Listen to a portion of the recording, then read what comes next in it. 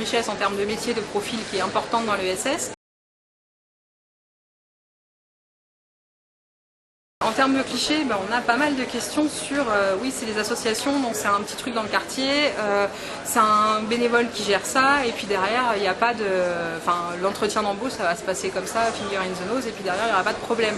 Sauf que finalement on assiste bien à des processus, on voit bien que maintenant il y a une diffusion d'offres, avec derrière une candidature, des outils, on a aussi après l'entretien d'embauche qui est quand même formalisé, et derrière aussi les processus d'intégration qui sont de plus en plus développés dans les entreprises de l'ESS en fait.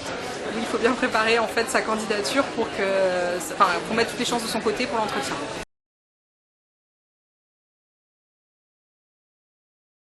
Disons qu'il y a quand même des critères qui sont attendus, de savoir-être, savoir-faire de base, ça c'est sûr. Après derrière il y a aussi des critères en fait en termes de compétences.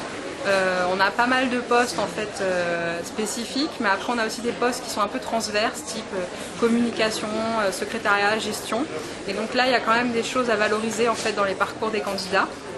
Donc il faut qu'ils puissent avoir conscience un peu de leurs compétences et d'être en capacité de les valoriser dans un secteur associatif. Mais finalement une association c'est une entreprise un peu comme d'autres en fait. Elle doit avoir une viabilité économique.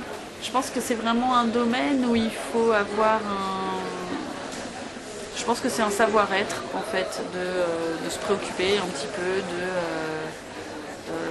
j'ai envie de dire alors dans notre cadre des seniors, de se préoccuper un peu des personnes âgées, de toutes les personnes qui ont fait notre histoire un petit peu, et puis après de tout ce qui est économie sociale et solidaire, c'est plus globalement d'essayer de vivre mieux en faisant un travail utile et qui fait avancer les choses et qui a un intérêt. Quelqu'un d'altruiste, qui est passionné par cette idée de prévention santé, de faire avancer un petit peu les choses au niveau de la société, peut trouver sa place au sein de notre groupe associatif.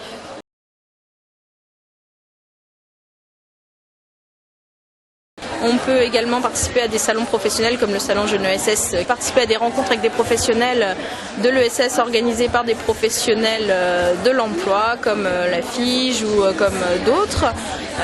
Il y a également des centres de ressources sur l'ESS comme l'atelier en Ile-de-France qui donne beaucoup de pistes pour développer son réseau, avoir des conseils sur la recherche d'emploi, découvrir l'ESS mieux. On a créé un outil en fait, c'est le portail de l'emploi. Qui est à l'adresse www.emploi-ess.fr. L'objectif du portail, c'est donc de présenter les débouchés, les métiers, expliquer aussi les valeurs de l'ESS, et bien sûr on a une partie en fait offre d'emploi. Avec nos différents adhérents, on alimente en fait, c'est une offre d'emploi mutualisée.